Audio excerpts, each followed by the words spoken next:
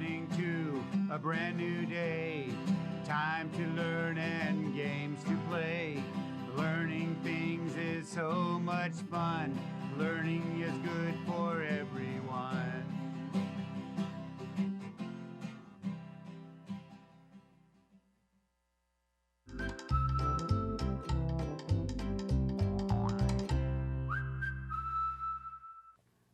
Good morning, third graders.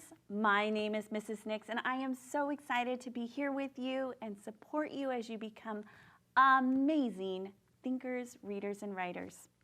I was just rereading one of my favorite books. This one is Pink and Say by Patricia Polacco. She happens to be one of my favorite authors. And do you have a favorite author? You do? I would love to hear about it. And a great way for you to be able to share that is by sending me a note to the address that's going to pop up on the screen. And if you do that and tell me about an author that you love, I'll make sure to put a free activity book in the mail for you. Just don't forget to include your address. You can send me it via mail or email, and I'll get this out to you. It's full of mazes and puzzles and all kinds of fun things to do. But back to those books. If you're interested in finding a book to read, it's really easy to do. You can do that by visiting your local county library or by going on and visiting an app here in Fresno Unified called Sora. And they've got hundreds and hundreds of books to choose from. Now, in Fresno, we love to celebrate those schools that are kind of the top checkout schools in our district. And we always do a countdown of the top 5. So let's find out who's in third place this last week. It was Wilson Elementary. So great job, Wilson. We're so excited to see you staying up here on the board. I think that we've even had Turner and Wilson were here last week. So you guys are doing a great job. Now, how do you get your school up on the board? Super easy. All you do, visit that Sora app, check out a book, and then invite a friend or two from class to do the same. The more kids that are checking out, the more books, then you get your little shout out on our board. Okay, third grade, are you ready to start? Great, let's go through. I've got 3 things we're gonna do today. We're gonna talk about inflectional endings, suffixes, and root words. Okay, let's warm up our brains. I know that it's Wednesday and we're starting to get a little foggy, so let's do this. Now remember, we're going to start by looking at our high frequency words. High frequency words are just that, words that we come across often in reading and writing.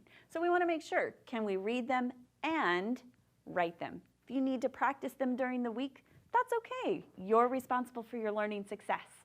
So practice them, and I know by Friday you'll have them down. Let's go through and warm up. Here we go. Big, because, bin, black, blue, before, both, best, bring, and better. Okay, I've got 2 words we're going to look at today. Blue, B-L-U-E,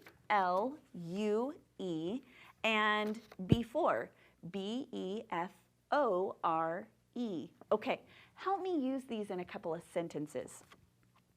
Remember to brush your teeth, bed. And what makes the sky look, Okay, I'm going to think about this one for a second. I've got some context clues here. What makes the sky look, is it talking about before? No, it's talking about a color, right? What makes the sky look blue? Does the sky look blue to you too? It sure does. And remember to brush your teeth before you go to bed. Right? We want to make sure we get all those germs off before we get into bed. Okay, let's get started. We're going to look at those inflectional endings. Now, inflectional endings just are, it's a fancy way of saying we're going to add S or ED or ING. Okay, there is a time and a place where we need to be able to spell those words correctly. And so that's what we're going to look at today. We're going to talk about when do you change that Y to an I, when do we change the spellings? So let's talk about that. Let's start by just looking at the inflectional endings S and ED. Sometimes it's in ES, so I kind of put all 3. So S, ES, or ED. When do we add, what do we do when we add those? Well, if our word has a vowel followed by a Y, there is no spelling changes. So I've got two of them right here. I've got valley, which has an EY, and employ, which has an OY. So anytime you've got this vowel followed by a Y, remember there's no change. So let's just make this be valleys. No change simply means we're going to just add the S. Employs, if I want to change it to employed, adding that ED, no spelling changes, just add the ED. Okay, nothing happens to our base word. Let's look over here though, because this one says anytime we have a consonant plus a Y, we change the Y to an I before adding our ending. So we've got puppy, has a consonant and a Y, and supply, which has an LY. Okay, so when I want to add S to puppy and make it be puppies, here's what's going to happen. I've got to change that Y to an I, and when I do that, I'm going to add ES. So it becomes puppies. Same is true with the word supply. Because it has that consonant and then a Y, and I want to make it be supplied, because there's a consonant there, I have to change my Y to an I before I add my ED. So supplied. Perfect.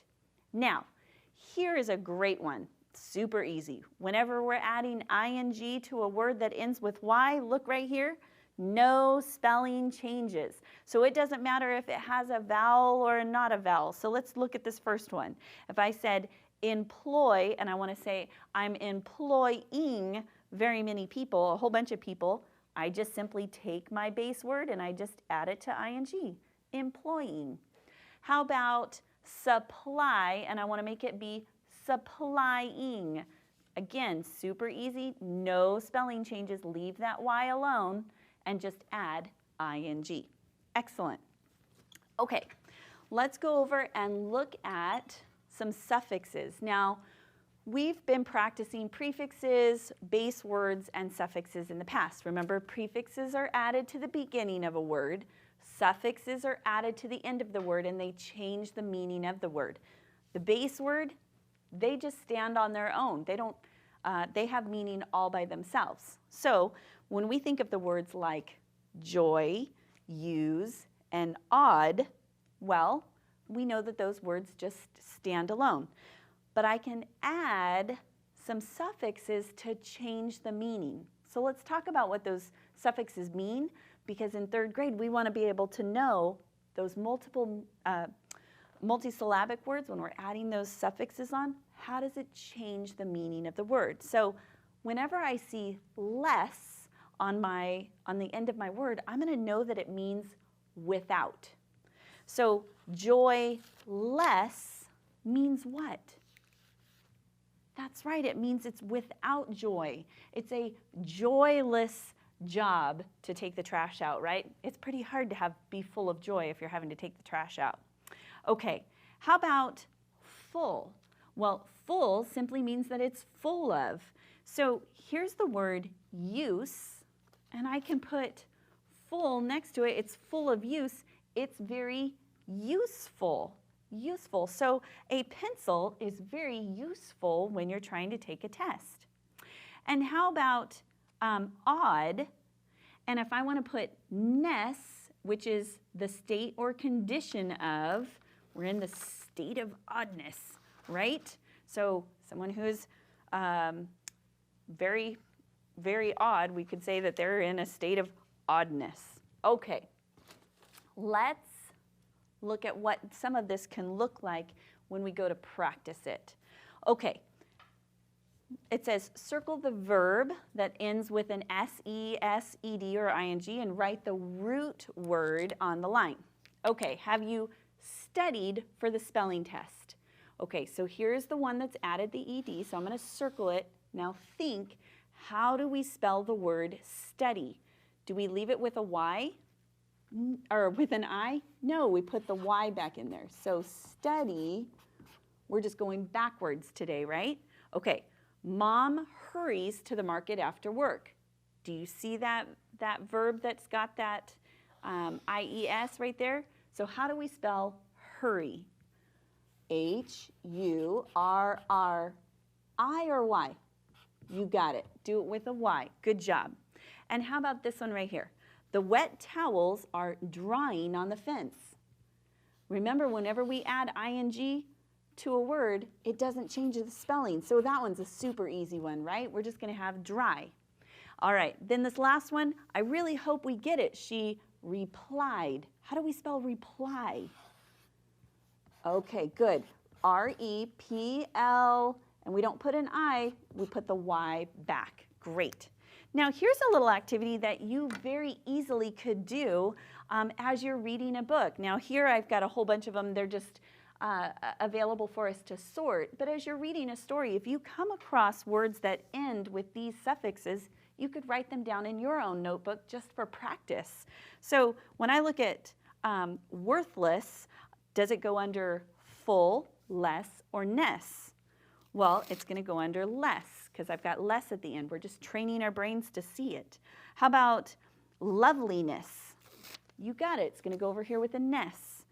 Countless. Where does it go? Right here with less. Nervousness. Good. Are you starting to spot it? Flavorless. Good. It's going to go with the less. Delightful. Goes with full. Careful. Good. Right here. Politeness. You see the ness? Good. Quietness. Good. Unsuccessful. Ooh, these are some long words, but they've got all these prefixes and suffixes we've been working on. Doubtless. Put it right there. And forgetful. Excellent job. Lots of practice. Let's finish up looking for a root word. Now that we've done that prefix and suffix work, now we're going to find our root word. So read this sentence with me. He was unable to complete his work because he was sick. Okay, can we find the root word? Unable. Well, if I take away un, what does able mean? Well, it means that he was somewhat able or not able. Well, able means he was able to do it, right? But when I put un with it, un means not. Do you see why we're practicing all of those prefixes and suffixes? So if he's unable, it means that he was not able to do it. And I'm just going to flick this one around so we don't see it, right? So he's not able to do his work because he was so sick. Awesome job today, third grade. So thanks for hanging out with me this morning as you're getting ready for school. We went through and we practiced our inflectional endings, our suffixes, and our root words, and you did a fantastic job. Remember, you are responsible for your learning success, so as you come across words with these, go through and practice them. Make a list. You can do it. Listen, ask questions, and share your ideas because together we can do so much more. I hope you have a fantastic day learning, and I can't wait to see you back here at PBS, ready to learn again tomorrow. Have a fantastic evening. Stay safe. I'll see you here tomorrow. Bye-bye.